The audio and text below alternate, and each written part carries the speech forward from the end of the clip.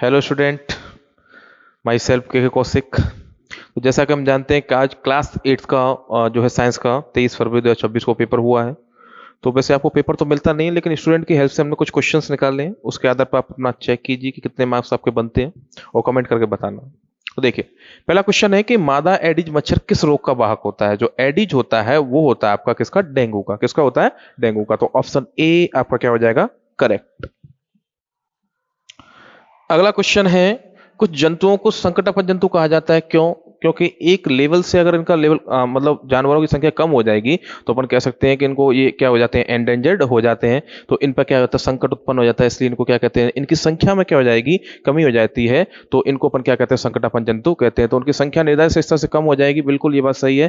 तो अगर एक नंबर, एक आइडियल नंबर से अगर इनका नंबर कम होता है तो बोल देते हैं कैसे, ये एंडेंजर्ड स्पीसीज में आ जाते हैं।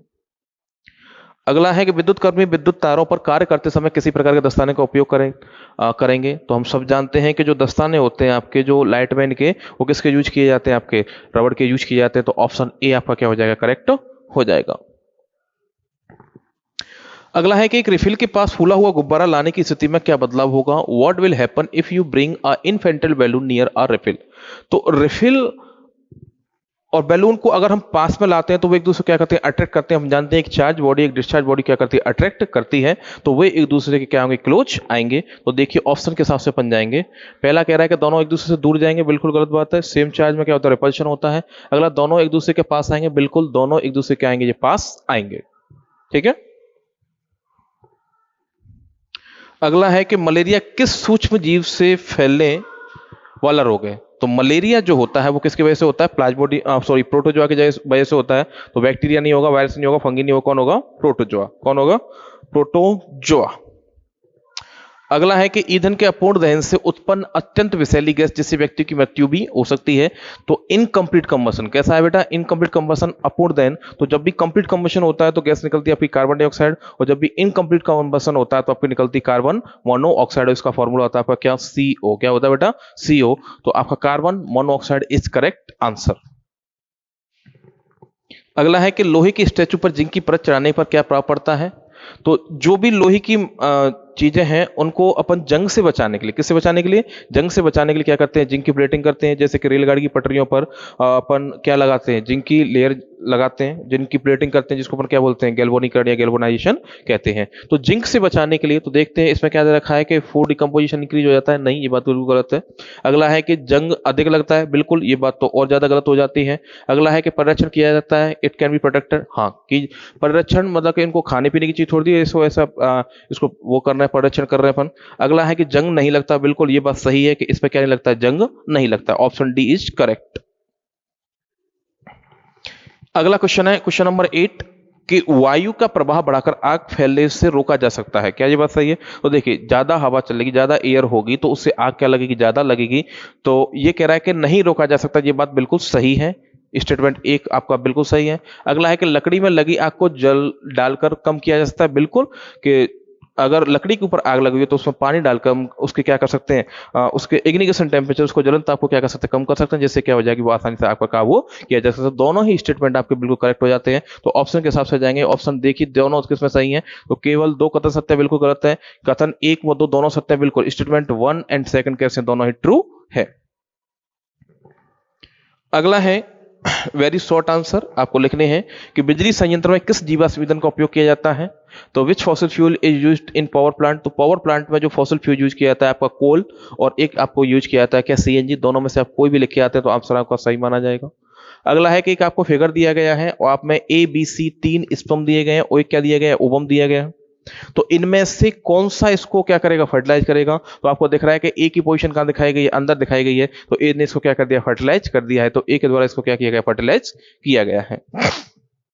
नेक्स्ट क्वेश्चन है कि श्याम विद्यालय में श्याम पट पर भूलवश तेल गिर जाए तो अध्यापक द्वारा श्याम पट पर लिखने की प्रक्रिया किस प्रकार प्रभावित होगी। तो हम जानते हैं कि किसी भी चीज पर लिखने के लिए, पेपर पेन पर लिखें, जब बोर्ड पर लिखे अपन, तो लिखने के लिए जो है एक फोर्स है जो रेस्पॉन्सिबल होता है, वो कौन सा होता है, फ्रिक्शनल फोर्स। चौक और मार्कर जो भी है आपका बोर्ड, उनके बीच में क्या होता है, फ्रिक्शन होता है। तो जब इसके ऊपर ऑयल गिर जाएगा तो इनके बीच में जो इरेगुलरिटी होंगी वो कैसे हो जाएंगी, फुलफिल हो जाएंगी, जिससे क्या होगा, फ्रिक्शन की वैल्यू कम हो जाएगी, घर्षण बल का मान कम हो जाएगा, जिससे अध्यापक क्या करेगा, लिख नहीं पाएगा, अपन कह सकते हैं। अगला है कि परिष्करण को परिभाषित कीजिए। Define the refining. रिफाइनिंग क्या होता है कि कोई भी मटेरियल उसमें मिक्सचर है उसमें से चीज़ों को सेपरेट करना या इनको प्यूरिफिकेशन करना, वो क्या कहलाता है? आपका रिफाइनिंग कहलाता है। जैसे कि अपन जानते हैं कि जो आपका क्रूड ऑयल होता है जब जमीन में से निकाला जाता है तो उसमें बहुत सारे वेरियस सब्सटेंस होते हैं, उनको अलग अलग टेम्परेचर पर सेपरेट किया जाता है। इसी प्रोसेस को अपन क्या बोलते हैं? रिफाइनिंग कहते हैं। अगला है निम्नलिखित कथनों को पढ़कर सत्य और असत्य में उपयुक्त जो है आपको आंसर देने हैं। मतलब ट्रू और फॉल्स है, सीधी सी बात है ये। तो पहला है आपका कि उर्वरक एक मानव निर्मित अकार्बनिक लवण है। बिल्कुल बात सही है कि जो आपका फर्टिलाइजर होता है एक मैन मेड सॉल्ट होता है, ये अपने काफी बार पढ़ा हुआ है, ये ट्रू है। अगला है पादप खाद में पादप पोषक तत्व तो उर्वरक की तुलना में अधिक होते हैं। तो ये बात बिल्कुल गलत हो जाती है कि फर्टिलाइजर में तो जो होते हैं न्यूट्रिएंट्स ज्यादा होते हैं, पोषक तत्व ज्यादा होते हैं, जबकि मैन्योर में क्या होते हैं आपके में फर्टिलाइजर थोड़े से कम होते हैं। तो ये स्टेटमेंट आपका इनकरेक्ट है, बिल्कुल फॉल्स है। अगला है मिट्टी को उलटने पलटने एवं पोला करने की प्रक्रिया को जुताई कहते हैं। बिल्कुल करेक्ट है। The losing turning and losing tilling the soil it is called the ploughing. बिल्कुल करेक्ट हो जाता है। अगला है सिंचाई करने के लिए छिड़काव तंत्र का उपयोग किया जाता है। Sprinkler system is used for irrigation for of crops. Yes, बिल्कुल ये बात सही है कि मॉडर्न टेक्निक दो ही थी अपने पास, एक तो ड्रिप सिस्टम और एक आपका स्प्रिंकलर सिस्टम, छिड़काव तंत्र। तो ये आपका स्टेटमेंट कैसा हो जाता है? बिल्कुल सही हो जाता है। अगला क्वेश्चन आपका 15, कॉलम ए में फर्स्ट को सेकंड से मैच करना है। तो आपको कुछ ऑप्शन दिए गए हैं और इधर भी एक दूसरा कॉलम उसमें बनाए गए हैं, लेकिन हमने इनके आंसर मैच कर दिए पहले ही। तो इनकी जो वैल्यू है वो किलो कैलोरी वैल्यू पूछी गई थी। जैसे कि आपके गोबर के उपले जो काउ डंक होता है उसके पूछा गया है, तो ये होता है 6 से 8,000 के बीच में। हाइड्रोजन की बात करें तो सबसे ज्यादा इसका जो फ्यूल एफिशिएंसी होती है वो होती है करीब 1,50,000। अगला है आपका डीजल जो कि होता है 55,000 और अगला है आपका एलपीजी, इसकी होती है आपकी 45,000 किलो जूल पर किलोग्राम। अगला क्वेश्चन है आपको फिल इन द ब्लैंक्स के लिए दिया गया है। तो देखिए पहला क्वेश्चन है किशोरों को भोजन का सेवन करना चाहिए, एडोलसेंट शुड कंज्यूम फूड। तो आपको जो एडवाइस दी जाती है कि जब आपकी ग्रोथ होती है, एडोलसेंस में आपकी क्या होती है? ग्रोथ होती है, अपन ने अच्छे तरीके से पढ़ा है। तो उस टाइम पे उनको न्यूट्रिएंट्स की क्या होती है? ज्यादा आवश्यकता होती है। तो न्यूट्रिएंट्स का लेवल उनमें सही रहेगा तो वो कौन सा फूड होता है? आपका बैलेंस डाइट में होता है। तो बैलेंस डाइट मतलब कि अपन कह सकते हैं संतुलित भोजन में वो सारी चीजें जो उसको ग्रोथ के लिए चाहिए, अच्छी ग्रोथ के लिए चाहिए, उसमें क्या होते हैं? मौजूद होते हैं। अगला है कि निम्न लिंग निर्धारण के लिए केवल उत्तरदायी है, ओनली रेस्पॉन्सिबल है कौन? आपका मेल। कौन होता है? आपका मेल। तो मेल में क्या होता है? आपके स्पर्म होते हैं। तो स्पर्म ही क्या होते हैं? इसके लिए रेस्पॉन्सिबल होते हैं, क्योंकि दो टाइप के इनमें क्या होते हैं? क्रोमोसोम होते हैं, एक तो एक्स और एक वाई। एक्स का एक्स से होता है तो बेबी गर्ल और एक्स का वाई से होता है तो बेबी बॉय। अगला है तनाव से संबंधित हार्मोन एड्रिनल है। बिल्कुल, इसको अपन इमरजेंसी हार्मोन भी बोलते हैं कि जब भी एक भयावह कंडीशन आती है, इमरजेंसी आ जाती है, तो उस टाइम पे आपकी एक एड्रिनल ग्लैंड है, एंडोक्राइनिक ग्लैंड, जिससे क्या निकलता है? केमिकल निकलता है जिसको अपन हार्मोन कहते हैं। और जो हार्मोन है उस टाइम पे क्या करती है? आपकी बॉडी को एडजस्टमेंट करने के लिए, रिलैक्स करने के लिए क्या आती है? काम में आती है। तो इसको बोलते हैं अपन क्या? कोऑर्डिनेशन। तो इसमें जो ऑप्शन आएगा आपका कोऑर्डिनेशन, और यहाँ पर अपन लिख देंगे संयोजन। जिन्होंने भी ये लिखा है बिल्कुल करेक्ट है। नशीले पदार्थ स्वास्थ्य एवं खुशी दोनों को बर्बाद कर देते हैं। तो नशीले पदार्थों का सेवन स्वास्थ्य को तो इफेक्ट करता ही है, साथ ही साथ पारिवारिक जो खुशियां उनको भी क्या कर लेता है? ये छीन लेता है। ठीक है ना? तो यहां पर जो ऑप्शन होगा आपका कौन सा होगा? कंजप्शन या सेवन। अगला है कि स्थिर वैद्युत बल एक असंपर्क बल भी है। क्यों? तो देखिए कि कोई भी बल दो वस्तुओं के बीच जब परस्पर अन्योन्य क्रिया होती है, म्यूचुअल इंटरेक्शन होता है, तभी वो क्या करते हैं? काम करते हैं। लेकिन बात करें अपन एक स्थिर वैद्युत बल या इलेक्ट्रोस्टैटिक फोर्स की बात कर रहे हैं, तो ये दोनों एक दूसरे से अगर दूर भी हैं तो एक दूसरे पे क्या डालते हैं? इफेक्ट डालते हैं। सेम में तो होता है रिपल्सन और अपोजिट में क्या होता है? एक में अट्रैक्शन होता है। तो बिना कांटेक्ट में आए ही ये क्या करते हैं? एक दूसरे पे प्रभाव डालते हैं, इफेक्ट डालते हैं। इसलिए इनको क्या बोलते हैं? नॉन कॉन्टैक्ट फोर्स भी कहते हैं। नदियों का पानी सदैव ढलान की तरफ ही क्यों बहता है? तो अपन जानते हैं, इसको तो बच्चा बच्चा जानता है कि उस पर क्या करती है? ग्रेविटी काम करती है। ठीक है ना? तो ग्रेविटी से ऊपर से या नीचे की ओर, ढलान की ओर क्या करता है? पानी बहने का काम करता है, या पानी बहता ही है।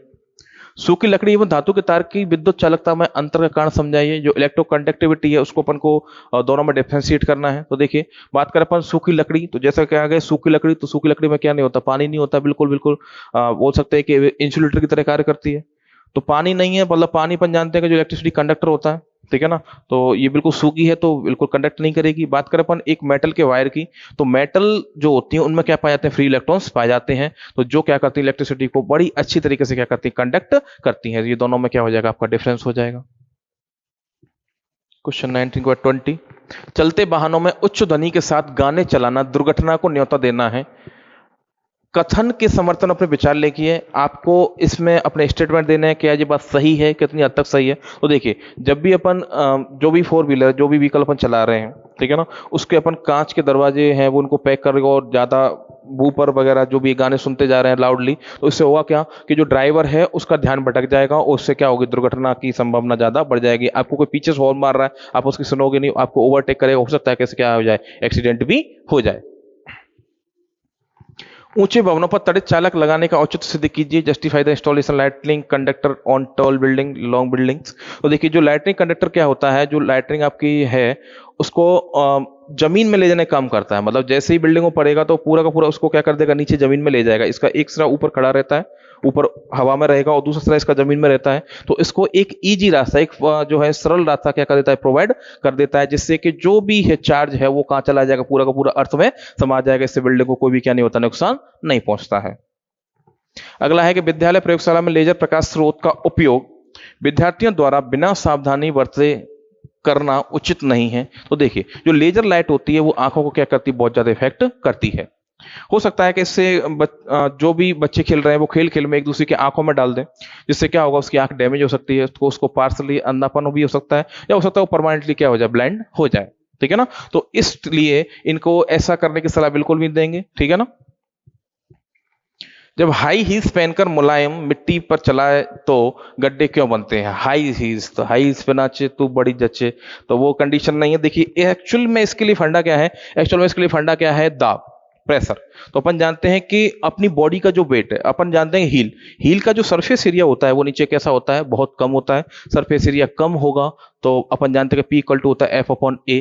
जब इसको अपन पुश करेंगे, जैसे थोड़ा सा फोर्स लगा तो इसमें गड्ढा हो जाता है, आपको दिख रहा होगा। लेकिन इसी को मैं इस तरफ से, इसका सरफेस एरिया कैसा है, ज्यादा है, इसको यहाँ पर प्रेस करते हैं तो यहाँ पर बिल्कुल भी गड्ढा नहीं बन रहा है, आपको दिख रहा है, बिल्कुल भी गड्ढा नहीं है। तो देखिए, होता क्या है कि ये एरिया की जो होती है इनवर्सली प्रोपोर्शनल होती है। एरिया कम तो प्रेशर ज्यादा, एरिया ज्यादा तो प्रेशर क्या होता है, कम होता है। ठीक है ना। तो इसका क्षेत्रफल क्या होता है, सरफेस एरिया, वो क्या होता है, हील का कम होता है, इसलिए ये क्या बना देती है, गड्ढे बना देती है। यदि पुस्तकों को एक दूसरे के ऊपर रखा जाए तो मध्य से एक पुस्तक खींचने का प्रयास किया जाए तो घर्षण क्यों बढ़ जाता है? तो देखिए, एक के ऊपर एक क्या रखी हुई है, बुक्स रखी हुई है, उनका ऊपर से क्या हो रहा है, उनके ऊपर वेट आ रहा है, मास मतलब उसमें क्या हो गया, ज्यादा हो गया। तो अपन एक को लाइट बॉक्स है उसको अपन खिसकाएं, मतलब कि नॉर्मल है तो वो आसानी से खिसक जाता है, और एक हैवी बॉक्स है तो उसको उतने फोर्स से अपन दें तो वो नहीं जाता आगे। क्यों? क्योंकि जो फ्रिक्शन फोर्स होता है वो कहीं ना कहीं क्या होता है, मास के प्रोपोर्शन होता है, समानुपाती होता है। जिसका मास ज्यादा उसमें भी क्या होगा, फ्रिक्शन ज्यादा होगा। तो ऊपर की जो बुक्स है उस पर क्या लगाएंगी, फोर्स लगाएंगी, उसमें मास भी क्या होगा, ज्यादा होगा, जिससे उसकी फ्रिक्शन की वैल्यू बढ़ जाती है, घर्षण बल का मान बढ़ जाता है। यदि कोई छात्र गिटार के तार को जोर से कंपन करवाए, जोर से मतलब खींच दे, ऐसा नहीं जल्दी जल्दी नहीं कर रहा है, वो जोर से खींच रहा है, तो जोर से खींचता है तो ध्वनि की तीव्रता और स्वर पर क्या प्रभाव पड़ेगा? तो देखिए, तीव्रता की बात करें तो उसके कंपन हैं क्या होंगे, बड़े होने लगेंगे, आयाम बढ़ जाएगा, आयाम बढ़ जाएगा, उसकी तीव्रता भी क्या होगी, बढ़ जाएगी। बात करें अपन इसकी पिच पर, तो पिच पर इसका कोई इफेक्ट नहीं पड़ेगा, क्योंकि फ्रिक्वेंसी इसकी बिल्कुल नहीं बढ़ेगी। इसका क्या बढ़ रहा है, आपका आयाम बढ़ रहा है, एम्पलीट्यूड बढ़ रहा है। आयाम लाउडनेस के जो प्रोपोर्शन होता है, तो आयाम जितना बढ़ेगा उसकी लाउडनेस उतनी क्या होगी, ज्यादा होगी। इससे फ्रिक्वेंसी पे कोई इफेक्ट नहीं है, फ्रिक्वेंसी पे कोई इफेक्ट नहीं पड़ रहा है तो इसके साउंड पे की पिच पे भी कोई इफेक्ट नहीं पड़ेगा। ठीक है ना। अगला है कि घर्षण बल खेलों में खिलाड़ियों की मदद कैसे करता है? बिल्कुल ये बात सही है। तो अपन देखते हैं कि जो भी कबड्डी प्लेयर है तो वो क्या करते हैं, अपनी बॉडी पर क्या लगाते हैं, मिट्टी लगा लेते हैं। ठीक है ना, सोइल को रब कर लेते हैं, जिससे क्या होगा, जो अपोजिशन में है, जो विपरीत आपका प्रतिद्वंदी है, उसको आप अच्छे तरीके से क्या कर पाओगे, पकड़ पाओगे, जिससे फ्रिक्शन की वैल्यू बढ़ जाती है। जैसे कि आपने देखा होगा जो फुटबॉल प्लेयर होते हैं तो अपने उनके जूतों में क्या लगे होते हैं, स्पैक्स लगे होते हैं, जिससे क्या बनता है, वो उस पर फिसलते नहीं है, ग्रिप बनी रहती है, अच्छी ग्रिप बनी रहती है, जिससे कि फिसलेंगी नहीं। ठीक है ना। और उनकी बॉडी के बैलेंस को बढ़ाने में क्या कर रहा है, ये फ्रिक्शन मदद करता है। तो इस प्रकार से आप लिख सकते थे कि जो क्या करता है, फ्रिक्शन फोर्स है वो इनको जो है खेलने में क्या करता है, बहुत ज्यादा हेल्पफुल रहता है। अगला क्वेश्चन है आपका कि लैक्टोबैसिलस एवं प्लाज्मोडियम के मनुष्य शरीर पर क्या प्रभाव पड़ेंगे? अपन जानते हैं ये तो अपना क्या है, फ्रेंड है लैक्टोबैसिलस, और ये क्या होता है, प्लाज्मोडियम। ये आपको हानिकारक बीमारियां दे सकता है, आपको बीमार बना सकता है। तो कहीं ना कहीं ये जो क्वेश्चन पूछा गया चैप्टर 2 में से, आपका जो है फो एंड फ्रेंड में से पूछा गया है कि जो माइक्रो ऑर्गेनिज्म आपके फो भी हैं और वो फ्रेंड भी हैं। तो देखिए, बात करते हैं लैक्टोबैसिलस, लैक्टोबैसिलस किसमें पाया जाता है, दही में पाया जाता है, कर्ड में पाया जाता है, जो कि आपकी बॉडी के लिए, मतलब कि आपके डाइजेशन सिस्टम के लिए क्या होता है, बहुत ज्यादा अच्छा होता है। लेकिन बात करें अपन प्लाज्मोडियम, ये क्या करता है, आपको बीमार बनने का काम करता है। ठीक है ना। तो ये दोनों में क्या हो जाएगा, बेसिक अंतर हो जाएगा। इंद्रधनुष बनने की प्रक्रिया की व्याख्या कीजिए कि इंद्रधनुष किस प्रकार से बनता है। तो जब एटमॉस्फेयर में, जब बारिश हो जाने के बाद एटमॉस्फेयर में क्या होती है, पानी की ड्रॉपलेट्स होती हैं। तो पानी की ड्रॉपलेट्स क्या करती हैं, उस टाइम पर एक प्रिज्म की तरह बिहेव करती हैं। तो जब उनमें से सनलाइट जाएगी तो वो क्या करती है, अपनी 7 कलर में क्या होती है, स्प्लिट हो जाती है। वो 7 कलर अपन ने बड़ी अच्छे तरीके से पढ़े थे, इनको अपन याद करते हैं विबग्योर के माध्यम से, VIBGYOR, violet, indigo, blue, green, yellow, orange और रेड। तो इनका ऑर्डर अपन ने याद किया था बड़े अच्छे तरीके से, और बच्चे इसको कराए होंगे। और इस प्रोसेस को बोलते हैं अपन क्या, डिस्पर्जन ऑफ लाइट। ठीक है ना, प्रकाश का वर्ण विक्षेपण कहते हैं, जो अपनी 7 कलर में क्या होती है, डिवाइड हो जाती है। इस प्रकार से क्या बनता है, आपका इंद्रधनुष बनता है। वृक्षारोपण अभियान के 3 दूरगामी परिणामों की सूची बनाइए, निर्मित कीजिए। तो ये तो बच्चा बच्चा जानता है कि जितने ज्यादा प्लांट्स लगाएंगे अपन, जितने ज्यादा प्लांट लगाएंगे उससे क्या होगा, आपका एनवायरमेंट क्लीन होगा, आपकी जो पॉल्यूशन है वो क्या होगा, कम होगा, कार्बन डाइऑक्साइड की मात्रा कम होगी, ऑक्सीजन ज्यादा होगी, प्यूरिफिकेशन होता रहेगा। साथ ही साथ अपन बात करें, इससे ग्लोबल वार्मिंग पे क्या पड़ेगा, इफेक्ट पड़ेगा, इससे कमी आएगी ग्लोबल वार्मिंग पे, क्योंकि ग्लोबल वार्मिंग कम होगी जिससे ग्लेशियर आपके कम जो होंगे, मेल्ट होंगे। जैसे कि जो आपका सी लेवल है वो थोड़ा सा कम होगा, उससे जो है सुनामी जैसी संभावना नहीं बनेगी। तीसरा और अपर इंपॉर्टेंट बात करें तो इससे जो वाटर ग्राउंड लेवल है वो भी क्या करता है, मेंटेन रहता है। अगली बात करें अपन तो इससे जो जहां पर पेड़ ज्यादा होंगे, ज्यादा पेड़ लाएंगे तो उससे क्या होगा, बारिश की संभावना भी क्या होती है, ज्यादा होती है। तो इस प्रकार से आपके कुल 25 क्वेश्चंस जो हमने बच्चों की हेल्प से क्या किए, कलेक्ट किए हैं। और आप इन क्वेश्चन के आधार पर देख सकते हैं कि कितने आपके क्वेश्चन सही बन रहे हैं, कितने गलत बन रहे हैं, और अपने कमेंट पे क्या लिखें, अपने मार्क्स को लिख देने कमेंट करके। ठीक है ना। Okay, thank you.